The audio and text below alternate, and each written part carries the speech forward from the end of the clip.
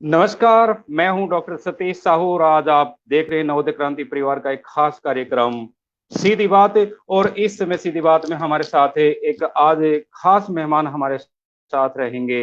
उनका एक बार परिचय मैं करवाना चाहूंगा कि वो कोशी से चलकर और जिन्होंने वाराणसी तक की यात्रा की और गंगा के किनारे आकर जिन्होंने अपना शिक्षा दीक्षा प्राप्त की और उसी गंगा के किनारे फिर अपने उसी प्रदेश में उत्तर प्रदेश में अपना धर्म क्षेत्र और कर्म क्षेत्र के रूप में जिन्होंने चुना है। आइए उन्हीं से आज आपका परिचय करवाते हैं। और इस समय मेरे साथ है कछोना हरदोई उत्तर प्रदेश के खंड शिक्षा अधिकारी श्री मनोज कुमार बोस जी हमारे साथ हैं। तो उनका मैं नवोदय क्रांति परिवार के इस ऑनलाइन कार्यक्रम सीधी बात में हार्दिक स्वागत करता हूं, अभिनंदन करता हूं। सर नमस्कार, आपका सीधी बात कार्यक्रम में हार्दिक स्वागत है, अभिनंदन है। नमस्कार डॉक्टर साहब, बहुत बहुत धन्यवाद। नमस्कार सर, आज एक ऐसी शख्सियत से हम मिल रहे हैं जिन्होंने बिहार को छोड़कर उस कोसी की नदी को छोड़कर और गंगा के किनारे आकर वाराणसी में शिक्षा दीक्षा प्राप्त की। इसके पीछे क्या कारण नजर आए आपको कि आपने उत्तर प्रदेश को किस कारण से चुना? कुछ खास इसमें चाहते हैं, हमारे दर्शक चाहते हैं कि कुछ खास प्रकाश डालेंगे आप इसके ऊपर।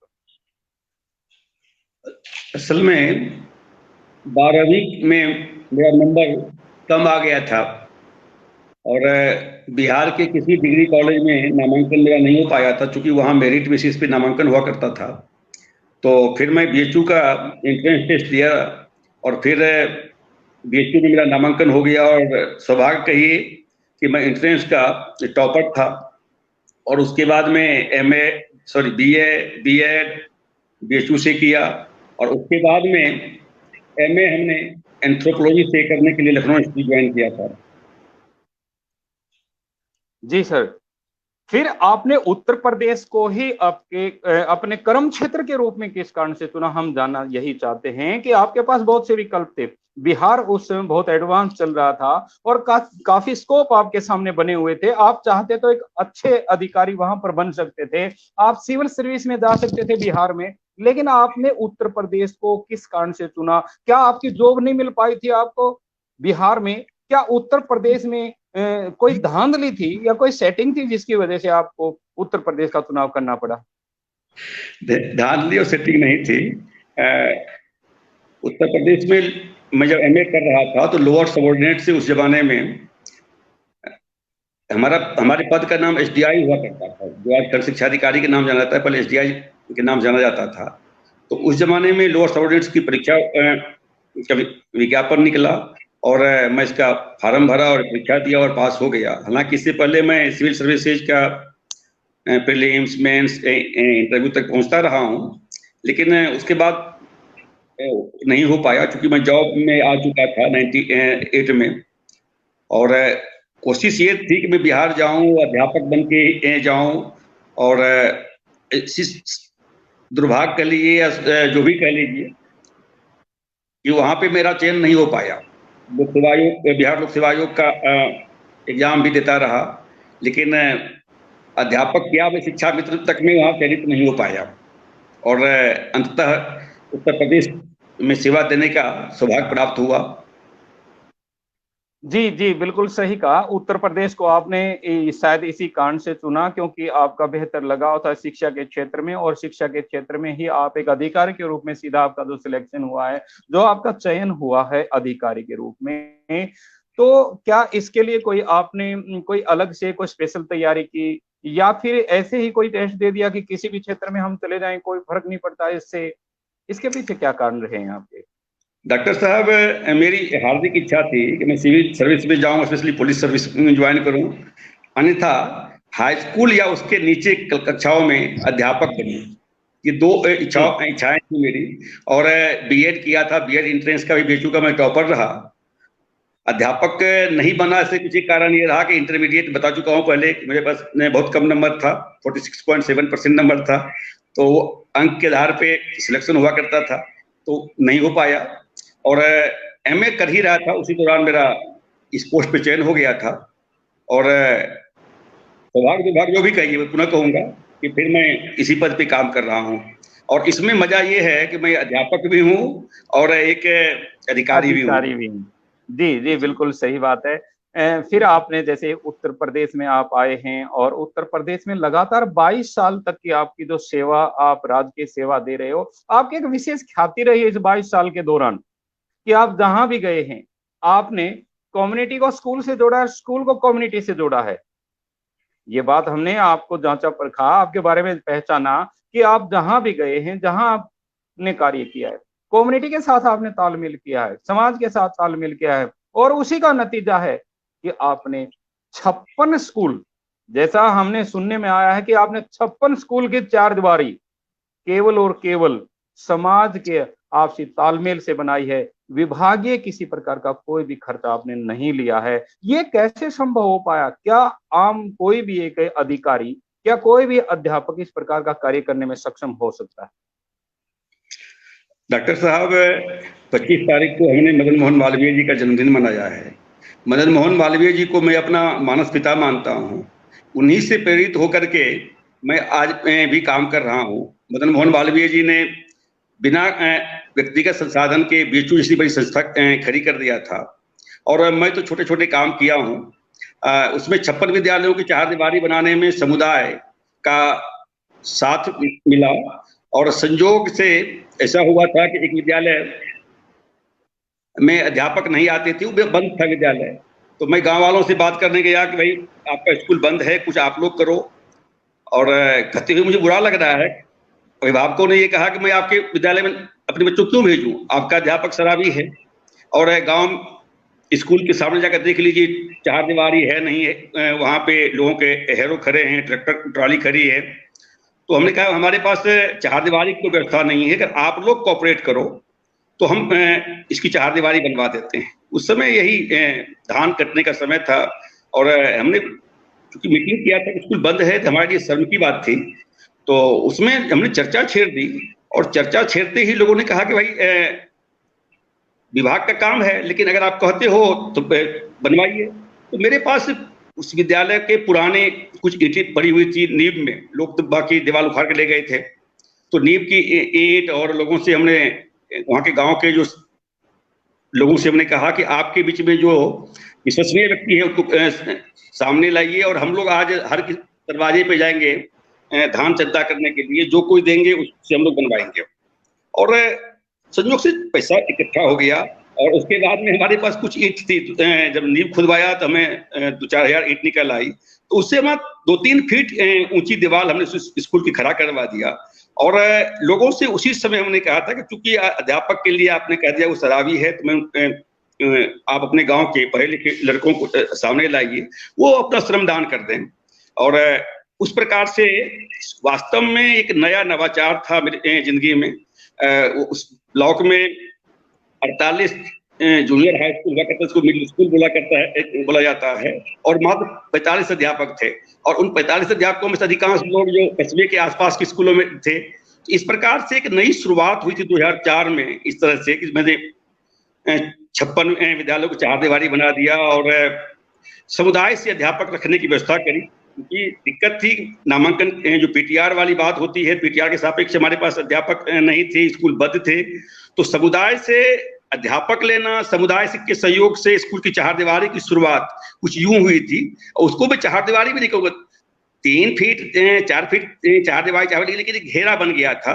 उसके बाद ये कारवां आगे बढ़ता चला गया, और अंत में एक विद्यालय की चार दीवारी ऐसी थी कि वहां पे लगभग 250 रनिंग मीटर की चार दीवारी बन गई थी। और मेरे साथ हमारे जो लोग अधिकारी जुड़ते गए, और लोग जुड़ते गए, और कारवां बनता गया।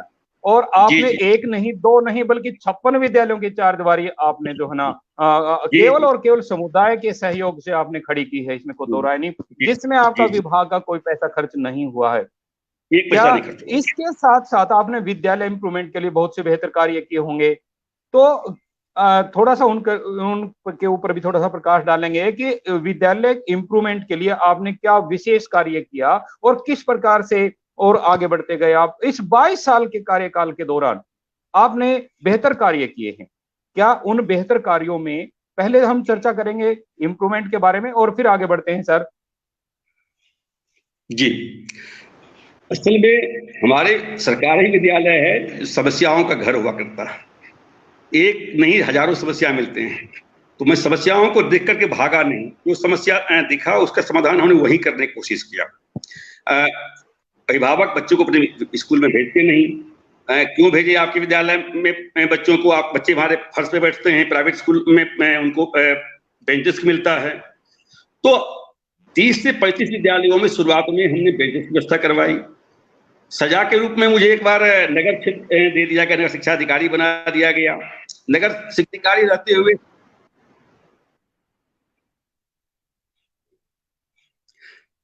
क्षमा चाहूंगा, नगर शिक्षा अधिकारी रहते हुए नगर शिक्षा अधिकारी रहते हुए जब मैं पहुंचा वहां पे, तो वहां पे 63 विद्यालय थे और मात्र 23 कैंपस थे। और 23 कैंपस में हमारे 63 विद्यालय चल रहे थे। एक कोने में एक विद्यालय, दूसरे कोने दूसरा विद्यालय। तो वहां पे एक नया चैलेंज आ गया। नए चैलेंज के रूप में हमने लिया, और फिर वहां पे 12 स्कूलों के लिए हमने जमीन ढूंढ के ले आया, और वहां पे नए 12 विद्यालय बन गए। तो इस प्रकार से समस्याओं का समाधान करने के प्रयास के अंतर्गत ढेर सारे काम। हेलो। जी सर, बिल्कुल सुन रहे हैं आपको। हाँ हाँ जी। जी सर। तो इस प्रकार से समस्याएं आती गई, उसका हम समाधान करने की कोशिश करते रहे। और जैसे विद्यालय में हमारे पास बच्चे नहीं आ रहे हैं, उसके लिए हमने अध्यापकों के साथ हर गांव जा करके, मतलब ब्लॉक के अध्यापकों की बाइक ली और सब निकल पड़े, और गांव गांव जाकर के रैली निकाली और लोगों को कन्विंस किया। एक दिन में लेकिन ये काम होना बड़ा मुश्किल था। साप्ताहिक रूप से सोमवार का दिन हमने तय किया कि हमारे अध्यापक जो हैं समुदाय में जाएंगे। जो बच्चा स्कूल नहीं आ रहा है, उस बच्चे से के अभिभावक से बात किया जाए, और बात करने के बाद में तो कहा जाए कि भाई बच्चों को स्कूल भेजा जाए। और जो बच्चा बेहतर कर रहा है, उनके अभिभावक से बात किया जाए कि आपका बच्चा जो है बहुत अच्छा कर रहा है, इसलिए रेगुलर भेजा जाए। तो ये समुदाय का सहयोग से और समस्या के समाधान के अंतर्गत हमने। बॉस साहब, मैं आपको रोकना चाहूंगा एक बार बीच में। आपने चर्चा की कि नींव की ईंट आपने रखी थी और उस नींव की ईंट को रखकर आप आगे बढ़ते गए। क्या आप भी अपने आप में उस नींव की ईंट के रूप में हैं, या उस कंगूरे की ईंट के रूप में आप काम कर रहे हो? देखिए, भवन निर्माण में नींव की ईंट होती है, वो दिखाई नहीं देती और वो हमेशा नीचे दब कर रह जाती है, और पूरी मंजिल उसके ऊपर खड़ी रहती है। और जो कंगूरे की ईंट होती है, वो हमेशा चमकती रहती है, वो केवल और केवल उसकी शोभायमान करती है उसको। तो आप डॉक्टर कंगूरे साहब, की ईंट कहूं मैं आपको, या आपको नींव की ईंट कहूं? क्या आप अपने आप को दिखाने के लिए इस प्रकार का कार्य कर रहे हैं, या वास्तव में नींव की ईंट के रूप में आप इस काम को कर रहे हैं? डॉक्टर साहब, मैं अपने को नींव की ईंट ही कहना चाहूंगा। और मेरी हार्दिक इच्छा रहती है कि हमारी बेसिक शिक्षा की जो नींव है वो मजबूत हो, और उसकी मजबूती के लिए मैं प्रयास करता रहा हूं। कंगूरे की ईंट बनने की लालसा नहीं रही, लेकिन समाज ने और विभाग ने सम्मान भी दिया है। समुदाय में इज्जत लोगों ने बख्शी है। गांव के कई रास्ते से गुजर रहा होता हूं तो लोग कहते हैं बोस जी आप हैं। इसके अलावा जिलाधिकारी ने, हमारे विभागीय अधिकारियों ने, फिर भारत सरकार ने मुझे राष्ट्रीय पुरस्कार से नवाजा। तो मैं तो नींव की ईंट बनना चाहता हूं, लेकिन समाज का बहुत सम्मान मिला, और उन्होंने कंगूरे पे भी लाके बिठाया है। जी सर, बिल्कुल सत्य बात है, क्योंकि नींव की ईंट जब आप बने हैं तो कहीं ना कहीं उन्होंने कंगूरे पर बिठाया है। लेकिन आपने एक बात और बीच में बताई कि आपने समुदाय से कुछ जो पढ़े लिखे लोग थे उनको शिक्षा विद्यालय में आपने जोड़ा, एज अध्यापक जोड़ा, जबकि हमारा आरटी तो कहता है कि ऐसा काम हम नहीं कर सकते। हाँ, बिल्कुल सही कर रहे हैं। ये काम 2010 तक ही हुआ। 2010 के बाद में हमारे पास अध्यापक भी पर्याप्त मिलने लग गए, ये सच्चाई है। और 2010 के बाद में चूंकि कानूनन ये काम सही नहीं था, तो फिर हमने समुदाय का इस रूप में सहयोग लेना बंद कर दिया कि अध्यापक हमें आप देंगे। लेकिन समुदाय में जो स्पेशल दक्षता वाले व्यक्ति थे, जो मान लीजिए खिलाड़ी है या कोई और तरीके के दक्षता वाले लोग थे, उनको हमने विद्यालय से जोड़ा और उसका हमें लाभ मिला। और साथ साथ हमने सुना है कि आपने स्कूल इम्प्रूवमेंट के काम के साथ साथ आप पर्यावरण के विशेष रुचि रखने वाले हैं पर्यावरण में, और आपने अपने गांव से लेकर और इस गंगा की स्थली तक, इस उत्तर प्रदेश तक बहुत से विद्यालयों में हजारों पेड़ आपने लगवाए हैं। इसकी प्रेरणा आपको कहाँ से मिल पाई? साहब इसके लिए हम लोग किताबों में जो अध्ययन करते हैं कि पेड़ जो है हमारे पर्यावरण के लिए जरूरी है, तमाम इसके हम लाभ गिनवाते हैं, तो परीक्षा पास करने के लिए नहीं, इसको तो जीवन उतारने की जरूरत थी। और मुझे लगता है कि असल में आपको पहले बता चुका हूं कि मेरी हार्दिक इच्छा रही कि मैं अध्यापक बनूं और हाई स्कूल से नीचे बनूं। इसके पीछे एक कारण था कि जितनी भी देश की समस्याएं हैं, हर समाधान अध्यापक के पास होता है, और पर्यावरण की समस्या है तो हमने अध्यापकों को प्रेरित किया। पहले तो मैं खुद अगुवाई करी है। जब मैं बचपन में जब मैं था तो अपने गांव में पेड़ लगाने की शुरुआत करी, और उसके बाद में जब स्टूडेंट लाइफ में आया तो अपने स्कूल में, अपने कॉलेज में, अपने हॉस्टल में, और वहां से आज के डेट में जिस ब्लॉक में मैं रहा हूं, मेरा कोई विद्यालय ऐसा नहीं है जहां पे हरियाली न हो, जहां पेड़ न हो, जहां बागवानी न हो। जी बिल्कुल सर, आपके विषय में अभी कहते हैं कि बेल का पेड़ वृक्षारोपण के रूप में आपकी विशेष पहचान रही है। ऐसी क्या खास बात है बेल का पेड़ लगाने में? उसको ही आप क्यों चुन रहे हो? बाकी बहुत से पेड़ हैं, आपने लगाए तो बहुत से होंगे, लेकिन बेल के पेड़ के रूप में जो आपकी पहचान है उसकी क्या खासियत है सर? असल में बेल एक औषधीय पौधा है। हमारे धर्म में लोग उनके पत्ते को चढ़ाते हैं, तो एक धार्मिक पौधा भी मैं उसको मानता हूं। तो मैं सावन के महीने में लोगों से आग्रह करता हूं कि पेड़ के पत्ते को मत नोचो। अगर शिव जी को कोई प्रसाद चढ़ाना है, शिव जी को कुछ चढ़ाना है, तो बेल का पौधे लगाइए। और केवल बेल ही नहीं लगा रहा हूं, आज के डेट में हमारे हर विद्यालय में सहजन का पेड़ आपको मिलेगा, केले के पौधे मिलेंगे, उच्च पौष्टिकता वाले जो हैं वो पौधे भी लगवा रहा हूं। और इधर हमने एक और विचार बदला है कि चिड़ियों के लिए, घोंसले के लिए जो बाकी पेड़ है वो भी लगाए जाएं। जी सर, बहुत सर, आपने बिल्कुल सही कहा कि विद्यालय प्रांगण आपने 15,000 पेड़ में लगाए हुए जिंदा है। जी सर, बिल्कुल सही कहा आपने कि सरकार भी इसमें काफी प्रयास कर रही है, पर्यावरण को सुधारने में काफी कोशिश कर रहे हैं, बच्चों से पौधे लगवा रहे हैं, हम सब लगा रहे हैं, ये सारी बातें ठीक है। स्कूल इम्प्रूवमेंट के लिए आपने काफी किया, इंफ्रास्ट्रक्चर आपने खड़ा किया है, आपने चारदीवारी बनाई है, अध्यापक भी रखे हैं। क्या एकेडमिक रूप से आपका ब्लॉक कहीं तरक्की कर पाया? क्या आप जो बच्चों के एडमिशन हैं वहां पर आपने आपको अच्छा कि आपने 100% एडमिशन किए हों? सतीश जी, एकेडमिक रूप से नामांकन के दृष्टिकोण से हो या उपस्थिति के दृष्टिकोण से हो या एकेडमिक रूप से हो, मेरा ब्लॉक जनपद में टॉप पे रहता है। अभी हमारा उत्तर प्रदेश में मिशन प्रेरणा के अंतर्गत स्टूडेंट असेसमेंट टेस्ट होता है हर 3 महीने पे, तो असेसमेंट टेस्ट में भी मेरा ब्लॉक जो है टॉप पे है। और विभिन्न तरह की जो प्रतियोगिताएं, शैक्षिक प्रतियोगिताएं भी होती है, उसमें भी मेरा ब्लॉक जो है टॉप पे हुआ करता है। मनोज कुमार बोस जी के अंदर ऐसी कौन सी खासियत है कि जिसकी वजह से हर क्षेत्र में डिस्ट्रिक्ट में टॉप कर रहे हैं आपका ब्लॉक, आपका स्कूल? ऐसी बोस के अंदर ऐसी कौन सी विशेष बात है, आपने ऐसी कौन सी रणनीति अपनाई है कि हर बार आपका ही विद्यालय, आपका ब्लॉक टॉप कर रहा है? चाहे वो खेल की बात हो, चाहे वो एकेडमिक की बात हो, चाहे वो सांस्कृतिक गतिविधियों की बात हो, तो आपके ही ब्लॉक को क्यों चुना जाता है? चुना नहीं जाता है महोदय, हम कोशिश करते हैं। कारण इसके 3 हमारे तरीके हैं। एक तो समस्या का समाधान, समस्या को लेकर के रोना नहीं है, समस्या का समाधान करना है। दूसरी बात कि हमेशा उत्कृष्टता की बात करनी है। अपना, मेरा ब्लॉक, मेरे बच्चे और मेरा विद्यालय जनपद में नहीं, उत्तर प्रदेश में टॉप पे हो, भारत में टॉप हो कि मेरी लालसा होती है, और ये लालसा मैं हर अध्यापक के अंदर, हर बच्चे के अंदर जगाता हूं। तीसरी बात ये होती है कि एक टीम भाव, अध्यापकों को मैं कहता हूँ कि एक टीम के रूप में काम करेंगे तो एक और एक दो नहीं होगा, एक एक 11 होगा। तो ये तीन बातें हैं, जब जो कोई भी अपनाएगा वो चोटी पे होगा। और हमने इसके लिए प्रयास किया, हवा में नहीं बात करी। केवल मैं सोते जागते विद्यालय की बेहतरी की कल्पना करता हूँ, बेहतरी के लिए सपना देखता हूँ। जी सर, बिल्कुल सही बात है।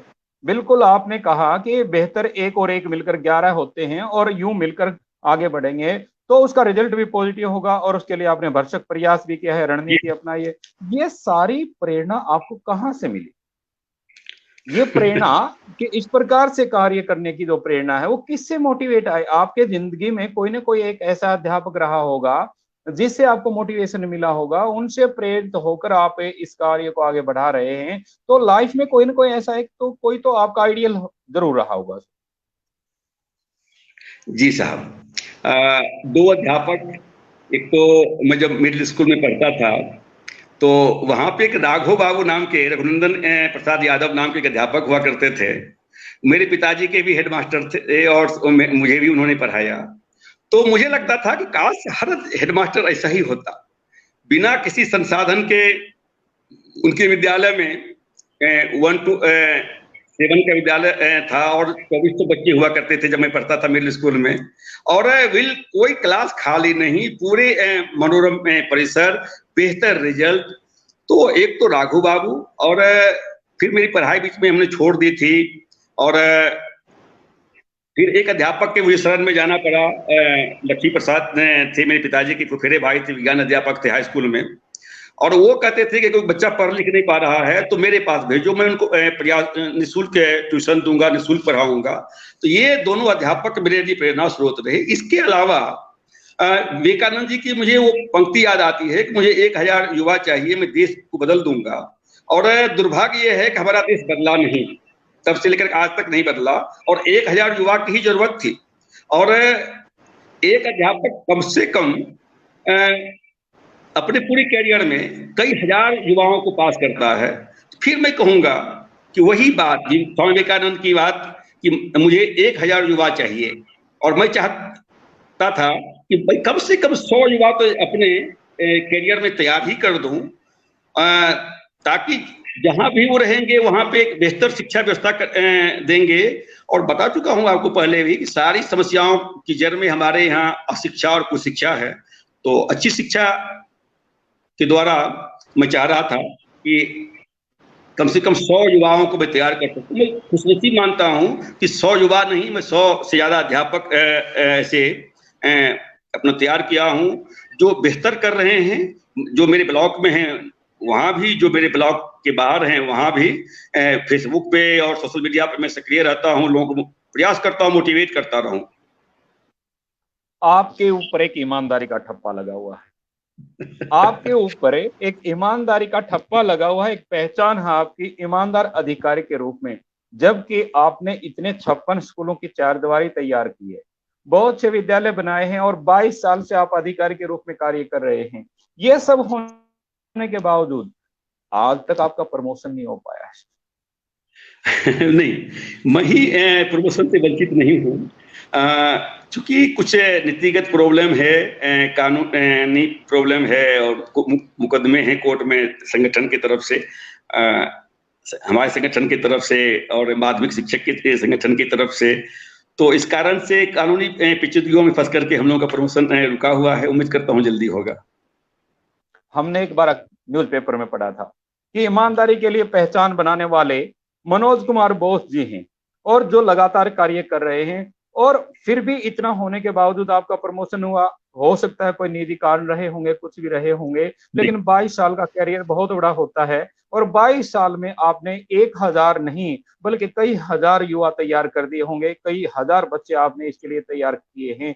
क्या उसका जो रिजल्ट आपको मिल रहा है, 1000 से ज्यादा, आप कह रहे थे विवेकानंद वाली बात है, 1000 युवा किए, आपने तो कई हजार युवा तैयार किए हैं।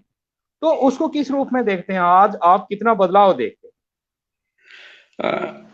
मैं जिन जनपदों में रहा हूँ, मैं ब्लॉक की बात नहीं कहूँगा, जिन ब्लॉकों में रहा मेरी नकल हमारे बाकी खंड शिक्षा अधिकारियों, नकल में नहीं कहूंगा, प्रेरित होने वाली बात में कहूंगा, हमारे बाकी खंड शिक्षा अधिकारियों ने भी मैं जो कुछ किया हूँ, वो जो हमारे विद्यालय में जो कुछ भी हुआ है उसको रेप्लिकेट करने की कोशिश किया है, हमारे अध्यापकों ने उसको रेप्लिकेट करने की कोशिश किया है।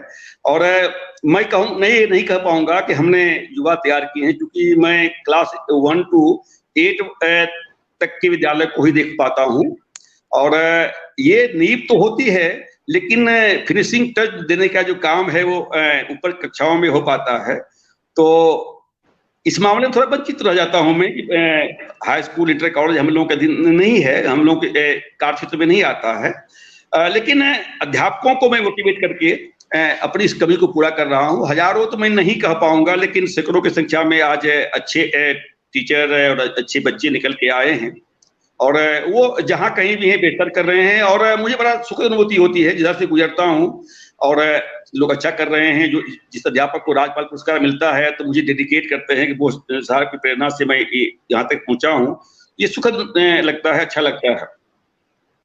जैसा आपका नाम बोस, सरनेम जो आपका बोस, क्या वास्तव में आप बोस के रूप में रहते हैं या एक फ्रेंडली आप उनके साथ बिहेव करते हैं? जो अध्यापक आपके साथ जुड़े होते हैं, बहुत सी समस्याएं आती है जिंदगी में, बहुत से अध्यापकों के साथ भी समस्याएं आती हैं। जब आप किसी विद्यालय में जाते हो, इंस्पेक्शन करते हो, वहां पर निरीक्षण करते हो, तो एक बॉस के रूप में जाते हो या वास्तव में मनोज कुमार बॉस के रूप में? असल में मेरे सरनेम के पीछे भी एक कहानी है। मैं बंगाली नहीं हूँ, और मेरे माँ पिता जी या मेरे परिवार के लोगों के का सरनेम बोस नहीं है। मेरी माँ नेताजी सुभाष चंद्र बोस से बहुत प्रभावित थे, और माँ जी ने, मेरी माता जी ने मेरे नाम के आगे बोस जोड़ा था, सुभाष चंद्र बोस जी के से प्रभावित होकर के। और शायद एक कारण ये भी होगा कि मैं कोशिश करता हूँ कि ईमानदारी का और देश हित का झंडा झुकने ना पाए। और जहां तक आपने पर्यवेक्षण की बात की, मैं निरीक्षण शब्द में निकाल देना चाहता हूँ। निरीक्षण में बहुत बातें होती है, ऑथोरिटेरियन नजरिया होता है। पर्यवेक्षण के मैं करता हूँ, और मित्रवत पर्यवेक्षण वाली जो बात होती है, मेरे लिए एक ध्येय वाक्य है पर्यवेक्षण के क्षेत्र में। जॉन ए वर्तकी नाम के एक विदेशी विद्वान हैं, शिक्षा शास्त्री हैं, जिन्होंने एक लाइन कहा है, good supervision is always concern with development of teacher, growth of peoples, उन्होंने लिखा है peoples, and improvement in teaching learning, teaching learning process. तो ये जो 3 बातें हैं मेरे पर्यवेक्षण से, अगर अध्यापक को सुखद अनुभूति नहीं होती है, उनको सीखने का मौका नहीं मिलता है, बच्चे उनको लाभ नहीं होता है, विद्यालय में और पढ़ाई लिखाई में बदलाव नहीं होता है, तो मैं मान के चलूंगा कि हमारा पर्यवेक्षण बेकार गया उस दिन का। तो मैं मित्रवत पर्यवेक्षण, इसमें कोई दो राय नहीं, इसमें कोई दो राय नहीं। आप जहां भी जाते हो और एक अच्छे मित्रवत व्यवहार के साथ रहते हो। हमने जितना आपको जाना पहचाना, आपके विषय में जो जाना है वो यही है कि बॉस जी जब आते हैं विद्यालय में तो वो मित्रवत व्यवहार करते हैं और सबको एक साथ जोड़कर चलते हैं। अध्यापकों के साथ आपका बेहद लगाव रहा है, और अध्यापक भी हैं जो कि आपको नहीं भूलते किसी भी रूप में, चाहे वो कोई भी उनको पुरस्कार प्राप्त, तो कहीं क्रेडिट आपको जाता है इसके लिए। क्या आपको भी इस प्रकार के कहीं लाइन में कभी जाना पड़ा? क्या आपको कोई पुरस्कार इस प्रकार का मिला है, कोई राज्य शिक्षक पुरस्कार या राष्ट्रीय पुरस्कार के रूप में? मुझे शैक्षिक नवाचार के लिए जो खंड शिक्षा अधिकारियों का राष्ट्रीय पुरस्कार होता है वो 2015 मुझे मिला है। जी जी, बेहद अच्छी बात है। और राष्ट्रीय पुरस्कार से नवाजे आप गए हैं, बहुत ही अच्छा कार्य आपने किया। क्या आपकी लाइफ में कभी कोई ऐसा अध्यापक भी आया है कि जिन्होंने आपको डिमोरलाइज किया हो? देखिए, कहीं ना कहीं आपका अनुभव जरूर रहा होगा। जी जी, कई बार हुआ है। मेरे खिलाफ अब तक में 4 मुकदमे हुए जो मुकदमे अध्यापकों ने या प्रधानों ने करवाए हैं। अभी भी एक आध मुकदमा मेरे मालूम चला है कि हुआ है। एक तो मैं मितवत व्यवहार करता हूँ, लेकिन जो लोग सुधरने का नाम नहीं लेते तो उनके लिए भी एक नजीर पेश करना होता है, उनके खिलाफ कार्रवाई करनी होती है, करवानी होती है। तो ऐसे ऐसे इस प्रकार के जो व्यक्ति होते हैं जो सुधरना नहीं चाहते हैं, तो वो एन केन प्रकार चाहते हैं कि भाई मैं ही सुधर जाऊं, मैं ही बदल जाऊं। तो ऐसे लोग परेशान किए हैं। 3-4 मुकदमा नौकरी जो शुरुआत किया था, तो उसी समय फिरोजाबाद जनपद में एक दलाली का काम करता था एक व्यक्ति। उन्होंने कहा कि फला अध्यापिका को फला से फला जगह कर दो डिप्टी। तो उन्होंने कहा कि साहब वो स्कूल बंद हो जाएगा, एकल विद्यालय है, अकेली महिला है टीचर वहां पे। तो पहली बार मतलब 4 महीने के अंदर उस बंदे ने मेरे खिलाफ एक महिला को खड़ा करवा दिया। और मुझे तो मालूम भी नहीं चल पाया, संजोग से थानेदार अच्छा व्यक्ति था और मुकदमा उन्होंने नहीं लिखा, बोला कि डिप्टी को तुम्हें मिली थी परेशान करने के लिए। और इसी प्रकार से कई मुकदमे हुए। और मुझे समाज ने और समुदाय ने एक बार, मैं शाहजहांपुर में पोस्टेड था, तो वहां पे एक प्रधान ने SC/ST एक्ट में मेरे खिलाफ और मारपीट में मुकदमा करवा दिया था। तो वहां के अध्यापकों ने थाने में धरना दे दिया था कि भाई ऐसा नहीं हो सकता है, ये गलत बात है, हम लोग के संज्ञान में है। तो परेशानियां आई, लेकिन परेशानी छू मंतर हो गई। हमारे अध्यापकों ने, हमारे समुदाय के लोगों ने बहुत कोऑपरेट किया इस मामले में। बिल्कुल बिल्कुल, जब जब व्यक्ति कोई अच्छा कार्य करता है तो लेग पुलिंग होनी लाजमी है। लेकिन इस लेग पुलिंग को आप जैसे विद्यालय में जाते हैं या यहाँ आपके ऑफिस में भी, इस 22 साल के कार्यकाल में आपके सामने बहुत सी समस्याएं आई होंगी। कोई चाहे किसी भी रूप में आपके सामने आता है, गुस्सा तो आपको जरूर आता होगा उनके ऊपर। और जब गुस्सा आता है तो उसको किस प्रकार से आप कंट्रोल कर पाते हो? क्या एक अध्यापक को विद्यार्थी के ऊपर भी गुस्सा करना चाहिए या नहीं करना चाहिए? क्योंकि गुस्सा करेंगे तो लाजमी है कि वो उनकी लर्निंग नहीं हो पाएगी। तो जब आप गुस्सा करते हो, किसी टीचर के ऊपर गुस्सा करते हो, तो क्या वो टीचर अच्छे से पढ़ा पाएगा उस दौरान? पहली बात तो मैं अध्यापक पे गुस्सा नहीं करता। मुझ पे एक इल्जाम लगता है कि मैं अध्यापकों को सर पे चढ़ा रखा हूं और कोई कार्रवाई नहीं करता। अपने पूरे करियर में नाम मात्र कार्रवाई किया हूं, जिससे मेरा ब्लॉक जो है टॉप पे जनपद में होता है, तो कार्रवाई के मामले बिल्कुल नीचे होता हूं मैं। तो मैं तो कहता हूं जो बात मुझे अच्छी नहीं लगती, मान लीजिए मैं अच्छा काम नहीं कर रहा हूं, जिलाधिकारी मुझे डांट दे, मेरे खिलाफ कार्रवाई करे, मेरे खिलाफ लिखे, मुझे बात अच्छी नहीं लगती है, बनिस्बत की है कि वो कहते हैं भाई आपको मौका देता हूं, आप सुधर जाइए। तो मैं भी औरों के प्रति यही नजरिया रखता हूँ और उनके प्रति यही व्यवहार करता हूँ। सर बिल्कुल अच्छा है कि मित्रवत व्यवहार है, उसके बावजूद भी बहुत सी समस्याएं आई हैं लाइफ में और आती रहेंगी, जाती रहेंगी, लेकिन हौसले बुलंद हैं तो आपके आगे कोई समस्या नहीं आएगी और आप बेहतर से बेहतर कार्य कर रहे हैं। लेकिन इस दौरान जो ये 8-9 महीने का हमारा जो समय रहा, कोरोना काल जो रहा है, इसमें बड़ी समस्या हमारे सामने रही है कि क्योंकि विद्यालय तक बच्चों की पहुंच नहीं बन पाई। तो इस काल को किस रूप में देखते हैं आप? बच्चों को पढ़ाने के लिए आपने क्या रणनीति अपनाई है कि वो इस समय का भी सही सदुपयोग कर सकें? सतीश जी, मैं भाग्यशाली लोगों में से हूं कि हमारे समस्त विद्यालय आज के डेट में स्मार्ट विद्यालय है। सभी विद्यालय में स्मार्ट क्लास की सुविधा है, लैपटॉप है, प्रोजेक्टर है और बिजली निर्बाध रूप से मिलती रहे, इसके लिए इन्वर्टर की सुविधा है। जहाँ पे बिजली कनेक्शन नहीं है वहाँ पे सोलर पैनल की सुविधा है।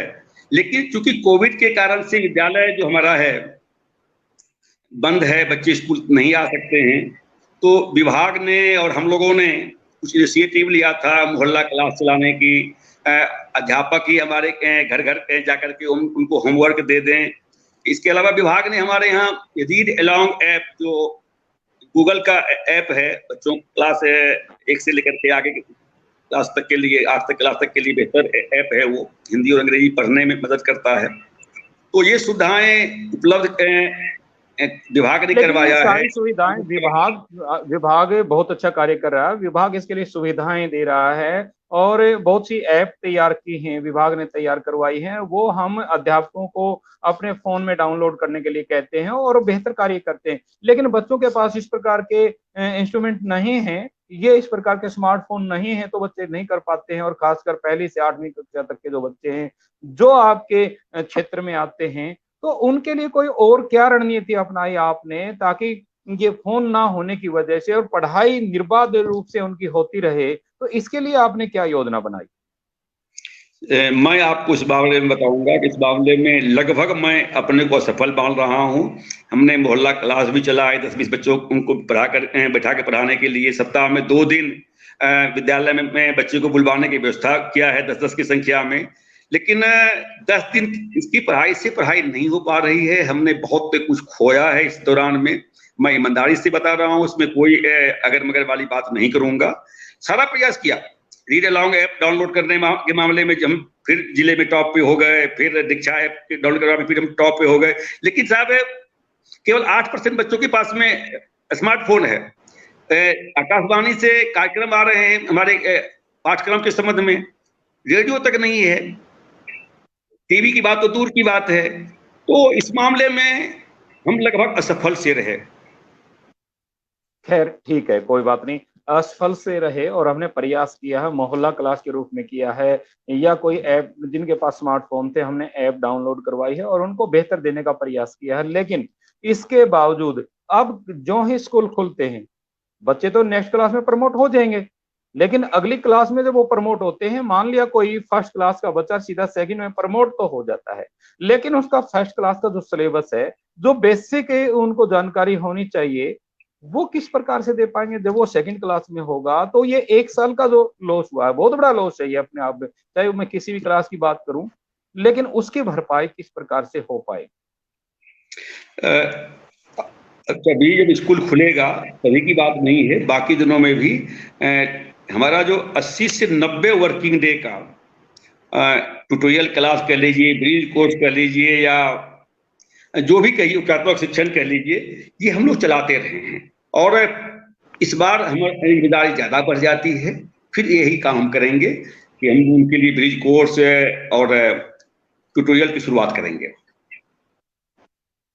तो इसके लिए आपने अपने अध्यापकों के लिए कोई प्रशिक्षण का भी कोई प्रावधान किया होगा कि ये जो कोरोना काल आया है, इस कोरोना काल में बच्चे जो काफी पीछे चले गए हैं, उनको आगे बढ़ाने के लिए, उनमें इम्प्रूवमेंट करने के लिए जो आप ब्रिज कोर्स चलाएंगे, उसके लिए या पहले चलाते रहे हैं, तो प्रशिक्षित तो करते होंगे आप अपने अध्यापकों को, या फिर अब कोई योजना है क्या, किस प्रकार से उनको प्रशिक्षण दिया जा सकता है?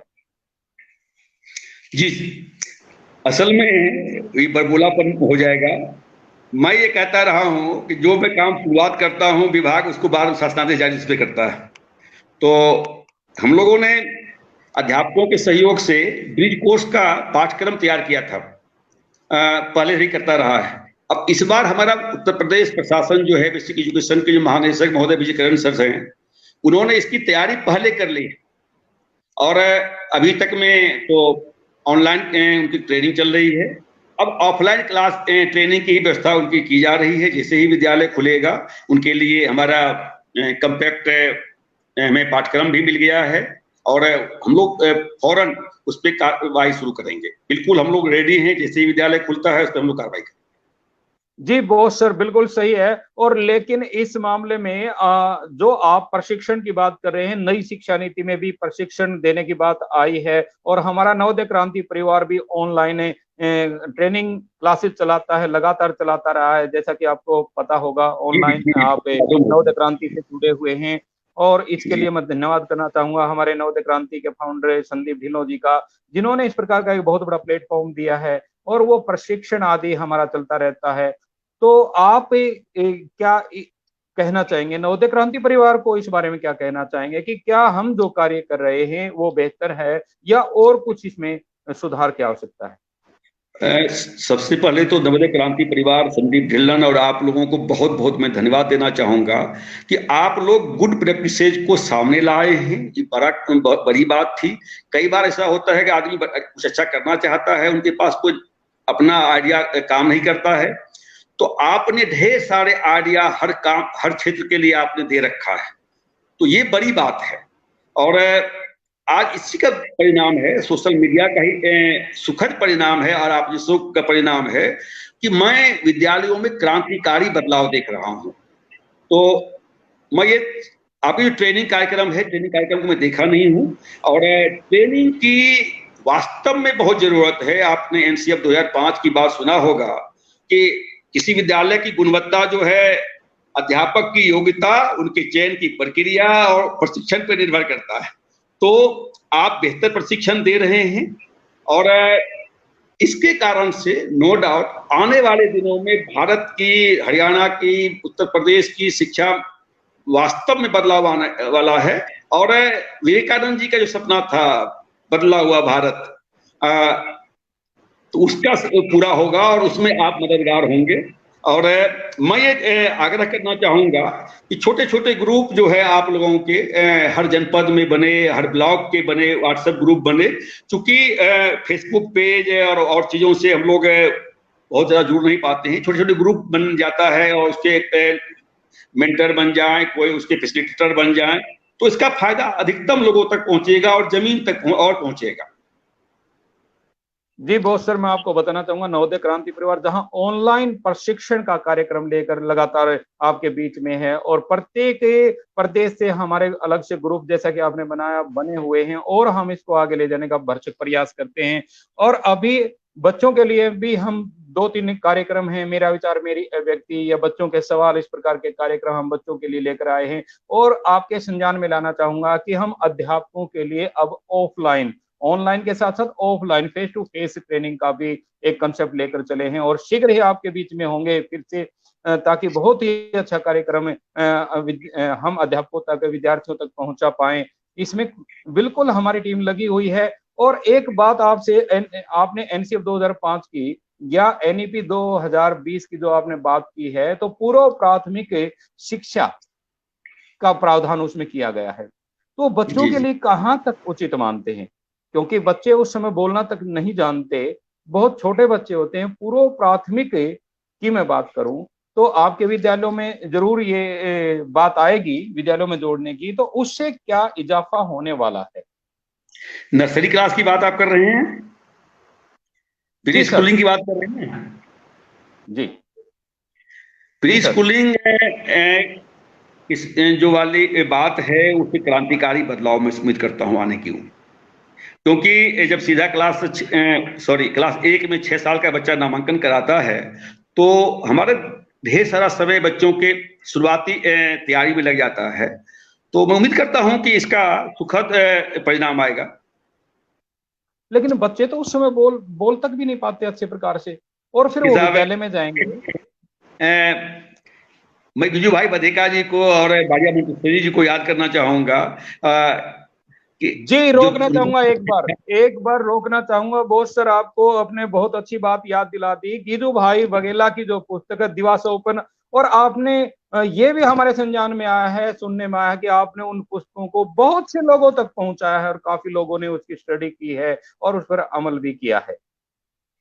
मैं प्रयास ये कर रहा हूं, अध्यापक समर्थ तब होंगे जब उनके पास नजरिया होगा। ज्ञान ही महत्वपूर्ण नहीं है, उनके पास बेहतर नजरिया की जरूरत है बच्चों को, क्लास को देखने की। और उसमें 5-7 किताबें हैं जिसमें तोतोचान है, अध्यापक के नाम पत्र है, नाम भूल गया मैं, अध्यापक नाम किताब जो है वार्नर की, बेहतर पुस्तक तोतोचान, बहुत बेहतर पुस्तक तोतोचान और दिवास्वप्न, अध्यापक के नाम पत्र, बहुत ही उत्तम क्वालिटी की पुस्तकें हैं। और अध्यापकों, प्रत्येक अध्यापक को मैं चाहता हूं कि इस प्रकार की पुस्तकों का अध्ययन अवश्य करना चाहिए, उनसे काफी प्रेरणा मिलती है और काफी सुधार की गुंजाइश है। और जिसके लिए आपने ये प्रतियां बहुत से लोगों तक पहुंचाई हैं, ये भी हमारे जानकारी में आया है कि आपने बहुत से लोगों तक ये दिवास्वप्न आदि प्रतियां पहुंचाई। यहाँ के हर विद्यालय में दिवास्वप्न उपलब्ध है। और जो किताबें जिनका मैं नाम लिया, तोतोचान का या सिल्विया वार्नर किताब जो है शिक्षक, या बाल स्कूल के बच्चों का अध्यापक के नाम पत्र, ये सारी किताबें हमारे स्कूलों में, जॉन हॉल किताबें सब है। और मैं प्रेरित करता हुआ, देखो किताब खोल के पढ़िए, कुछ पढ़िए, रोज पढ़िए। और मैं उनके सार भी उन लोगों को उपलब्ध करवाने की कोशिश करता रहता हूँ कि इस किताब में ये बात है, इस किताब में ये बातें हैं। तो अच्छी बात यह है, कुछ पीडीएफ भी मैं फेसबुक पे, व्हाट्सएप पे शेयर करता हूँ, लोगों को भेजता हूँ, ताकि कुछ न कुछ लोग पढ़ेंगे। मैं 100 को भेजता हूँ तो 10 तो पढ़ ही लेते हैं, 5 लोग पढ़ लेते हैं, तो वही भी सफलता मान लेता हूँ। तो ये पढ़ने वाली बिल्कुल। बात भी, स्वाध्याय आंदोलन भी एक जरूरत है अध्यापकों के लिए और बच्चों के लिए भी। इसलिए हमारे और यहाँ अंत में आपसे जानना चाहेंगे सर, हमारे नवोदय क्रांति परिवार के जो जुड़े हुए, आपसे जुड़े हुए जो दर्शक हैं, नवोदय क्रांति परिवार के जितने भी सदस्य हैं, जो अध्यापक हैं, विद्यार्थी हैं, उनको क्या संदेश देना चाहेंगे ताकि वो भी अपने जीवन में आपकी तरह सफल हों और एक उच्च अधिकारी के पद तक पहुंच सके? मैं इतना ही कहना चाहूंगा, और अध्यापक एक लीडर की भूमिका है। लीडर जो है वो समस्याएं नहीं गिनाता है, वो समाधान ढूंढता है, वो रास्ता ढूंढता है, वो मजदूर की भांति घंटे नहीं गिनता, वह लक्ष्य की प्राप्ति के लिए प्रयास कर रहा होता है। और जब हम लीडर की भूमिका में आएंगे, विद्यालय के मालिक के रूप में अपनों को देखेंगे, कर्मचारी के रूप में नहीं देखेंगे, तो उनका विद्यालय जरूर अच्छा होगा। यही मेरा संदेश है। जी धन्यवाद सर। और आज बड़ा कीमती समय आपने दिया, इसके लिए बहुत बहुत धन्यवाद। अमूल्य योगदान आपने जो दिया है, इतना कीमती समय आपने जो दिया है, उसके लिए आपका बहुत बहुत धन्यवाद करते हैं। और मैं धन्यवाद करना चाहूंगा इस नवोदय क्रांति परिवार के फाउंडर श्री संदीप ढिल्लों जी का, जिन्होंने इस प्रकार का मंच उपलब्ध करवाया हम सभी अध्यापकों के लिए और टीचर्स के लिए, सभी लीडर्स के लिए, और सभी हमारे जो अधिकारी हैं उनके लिए, विद्यार्थियों के लिए, तो उनका भी तहे दिल से मैं धन्यवाद करता हूं। और मिलते हैं कि फिर किसी दिन किसी और अधिकारी के साथ है। तब तक के लिए नमस्कार, जय हिंद, जय भारत। कि मैं अपनी बात को अधिकतम लोगों तक पहुंचा पाया, इसके लिए आपके परिवार को और संदीप जी को और आपको बहुत बहुत धन्यवाद। Thank you sir. नमस्कार।